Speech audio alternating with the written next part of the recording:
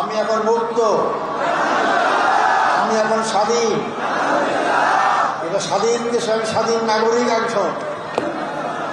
সম্মানিত ভাই ও বন্ধুগণ, যেহেতু আমরা রাস্তা বন্ধ করে এখানে সমাবেশ আয়োজন করেছি যাতে জনগণের কষ্ট না হয়, এবং আমি আপনাকে নির্দেশ দিয়ে খুব সংক্ষিপ্ত কথা বলার জন্য আমি শুধু কয়েকটি বিষয় আপনাদের সামনে কথা বলবো।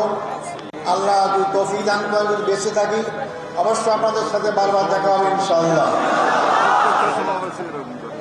আমি সর্বপ্রথম আমাদের মহামান্য আদালতকে ধন্যবাদ জানাইতে চাই। তারা ন্যায় বিচার প্রতিষ্ঠার একটা অগ্রণী ভূমিকা পালন করছেন।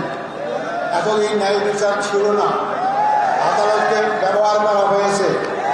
এই জন্য আশা করি আমরা সামনের দিনগুলোতে আমাদের আদালত জনগণের আশা আকাঙ্ক্ষা অনুযায়ী তারা জনগণের ন্যায় বিচার যাতে পায় সেই ব্যবস্থাই তারা করবেন।